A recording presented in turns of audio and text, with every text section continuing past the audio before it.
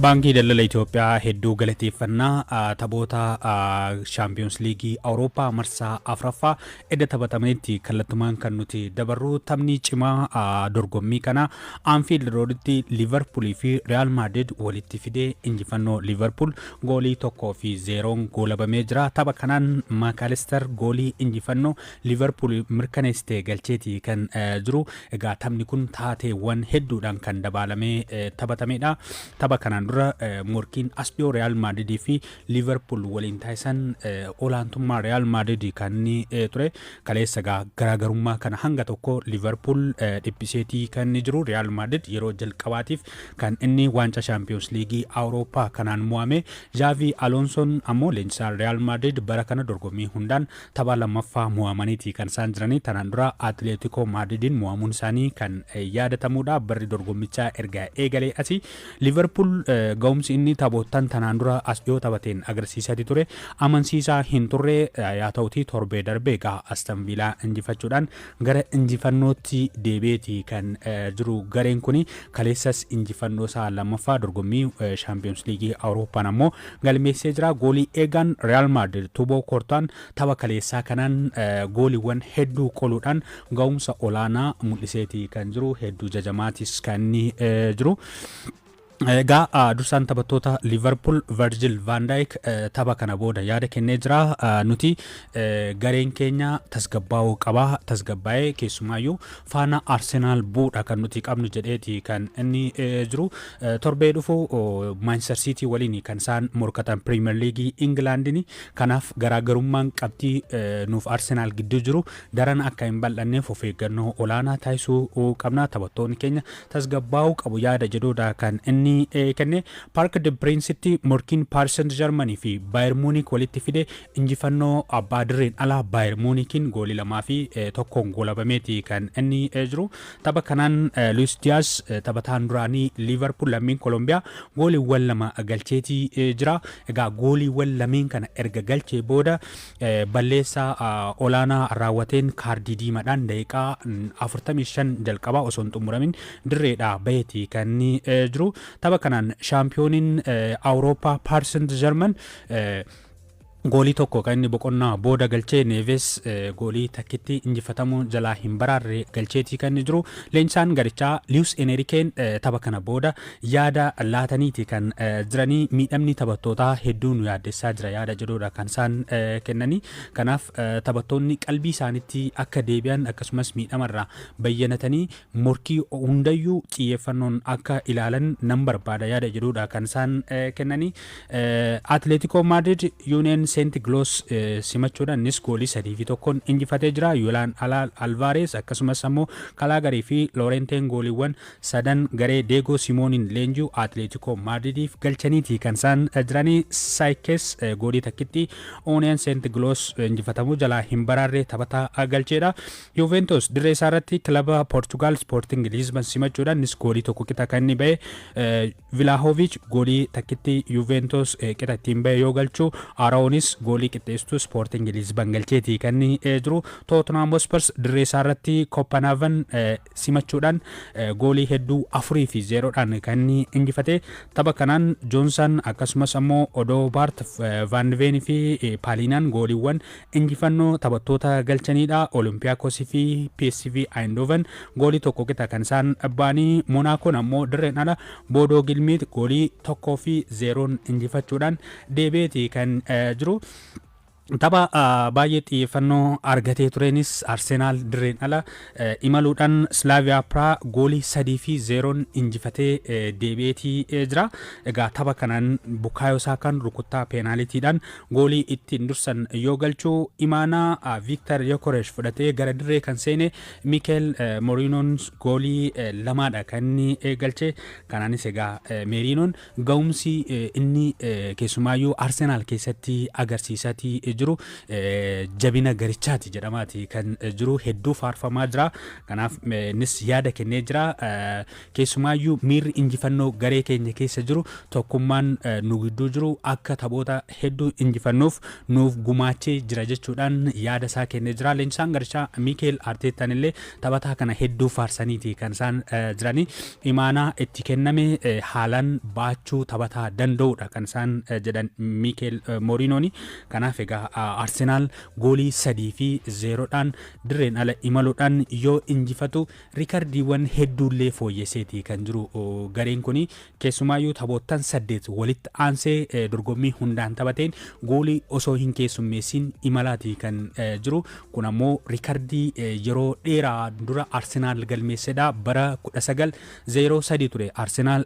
riikardii kana kan galmeesse kaleessa riikardii kana irra deebi'ee jira waggoota 122 booda egaa Arsenaal keessumaayyuu tapha kaleessaa kanaan riikardii biraas galmeessee jira taphataan dargaggeessi garichaa Max Dauman jijjiirame gara dirree seenuudhaan seenaa waancaa Champions League Awurooppaa keessatti taphataa dargaggeessa umrii xiqqaadhaan dorgommii kanarratti hiriiree taphate ta'uudhaan riikardii haaraadha kan inni galmeesse egaa Dauman keessumaayyuu yeroo ammaa kana umriin isaa 15dha guyyoota 308 dabalatee jira umrii 16 guutuudhaaf egaa guyyoota muraasatu hafa yaa ta'uti waancaa Champions League kanarratti umrii kanaan hirmaachuudhaan taphataa jalqabaati kan ta'e tanaan dura egaa riikardiin kun kan qabameetii ture taphataa Doorshaa Dortmund Yusuf Mokokaa ture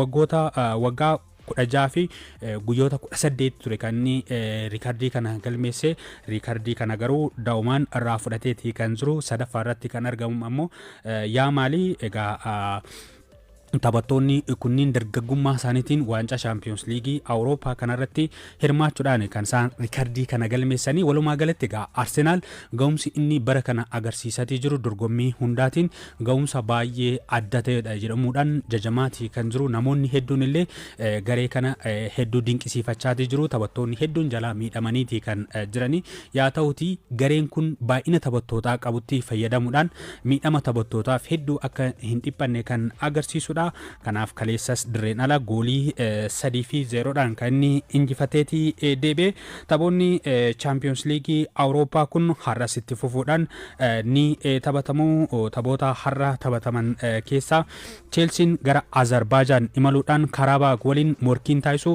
sa'aatii 2 fi daqiiqaa 45 irraa eegaluudhaan kan taphatamudha Paafosis dirree isaa irratti Villarreal kan simatu ta'uma sa'aatii 2 fi daqiiqaa 45tti taphatamudha gara biraatiin sa'aatii 5 irraa eegaluudhaan tapha cimaa galkan kanaa jedhamuudhaan kan eegamu Manchester Cityin Borussia Dortmund kan ni simatu egaa Erling Braut Haaland kilaba isaa durii Borussia Dortmundiin faallaa ta'ee kan morkatu niidha kanaanis gaafatamee ture miirri gaariin akka itti dhaga'amuu fi hedduu akka gammaduudha kan inni dubbate leenjisaan Manchester City Pep Guardiola illee tapha kana ilaalchisuudhaan ibsa kennaniiti kan isaan jiranii ibsa isaanii kanaanis keessumaayyuu Braut Haaland bara kana gahumsi inni agarsiisu baay'ee na dinqaa jira yaada jedhuudha kan isaan kennanii kanumaan akka itti fufuun barbaada jedhanii jiru dorgommii hundaan biyya isaa Norway dabalatee jechuudha as dhiyoo egaa gooliiwwan 26 kan inni galche Erling Braut Haaland Premier League'daanis injifannoo Manchester City tokkoon keessatti ga'ee olaanaadha kan inni qabu kanaaf injifannoon Manchester City'n amma as dhiyoo eegale kun gahumsa Haaland kan bal'isee mul'isuudha kanaaf Haaland galgala har'aas ni eegama kanaan alatti Newcastle United morkiin inni Athletic Bilbao waliin taasisu innis sa'aatii 5 irraa eegalee yoo taphatamu Benfica Bayer Leverkusen Ajax Galatasaray akkasumas ammoo morkiin Marseille fi Atalanta ni eegama Club Brugge Barcelonaadha kan inni simatu egaa Barcelonaan keessumaayyuu morkii El Clasicotiin erga mo'amee booda torbee darbee La Ligaadhaan gara injifannootti deebi'uun isaa ni yaadatama egaa har'as injifannoo eegale kana itti fufsiisuudhaaf kan eegamu keessumaayyuu sarara fuulduraa garichaa kan dursaatii jiran kanneen akka Marcus Rashford tapha har'aatiinis inni eegamu. Robert Lewandowskiin miidhama isaarraa bayyanachuudhaan tapha har'aatiif qophii akka ta'e beekseeti kan jiru. Taphataan ganna 37 Lewandowskiin egaa morkiin koo yookiin immoo barri dorgommii koo har'a kan inni eegalu jechuudhaan yaada laateeti kan jiru. Maalumaafuu Barcelonaan gara Belgium imaluudhaan Club Brugge waliin morkiin taasisuun ni eegama. Waancaa Champions League Awurooppaa kanaan egaa taphoota afran hanga ammaatti taphatamaniin Bayern Munich fi Arsenal qabxii 12 qixa galmeessaniiti kan isaan liigicha dursaatii jiranii. Egaa foormaatii yookiin bifii haaraadhaan dorgomuu erga eegale as jechuudha. Garaagarummaan goolii isaan qabanis qixuma garuu Arsenal taphoota afran injifate irratti goolii osoo hin keessummeessin ba'uunsaa cimina olaanaadha jedhameeti kan himamaatiif jiru. Kanaaf morkiin kilaboota Awurooppaa bifa kanaan itti fufeeti kan jiru. Odeeffannoo birootti haa darbuutii Cristiano Ronaldoon tibbana gaazexeessaa Piers Morgan jedhamu waliin turtii taasiseen dhimmoota ajandaawwan garaagaraa irratti yaada laateeti kan jiru. Dhimmoota yookiin immoo ajandaawwan yaada itti laate keessaa hedduun xiyyeeffannoo argataniiti kan jiranii. Kana keessaa tanaan dura yeroo daa'imummaa isaatti Sporting Lisbon yeroo turetti gara Arsenal imaluuf fiixeerra ga'ee akka ture beekseeti kan jiru. Egaa Arsenaalitti makamuuf ani waliigaltee koo xumureen ture Arsene Wenger waliin keessumaayyuu waliin haasofnee turre dhumarra garuu jijjiirraan kun osoo hin milkaa'in hafe yaada jedhudha kan inni kenne.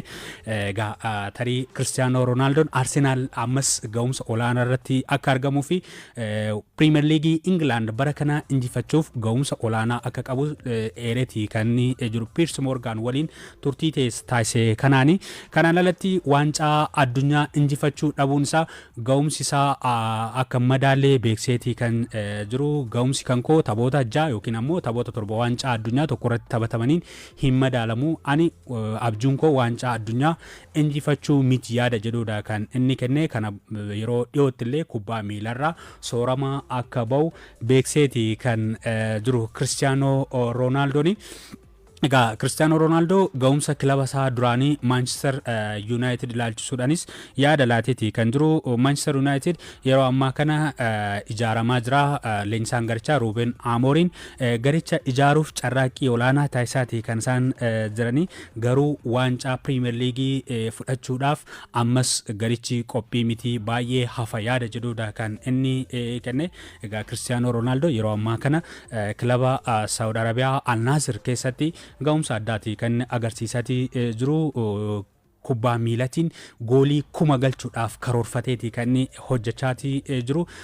Goolii 952 irra gaheeti kan jiru. Taphataan kuni tarii taphoota asiin booda jiraniin goolii 48 kan galchu yoo ta'e galmasaa kana bakkaan gahuudhaan abjuusaa kan milkeessu ni ta'a. Egaa Cristiano Ronaldoon yaada kanaadha kan inni kenne.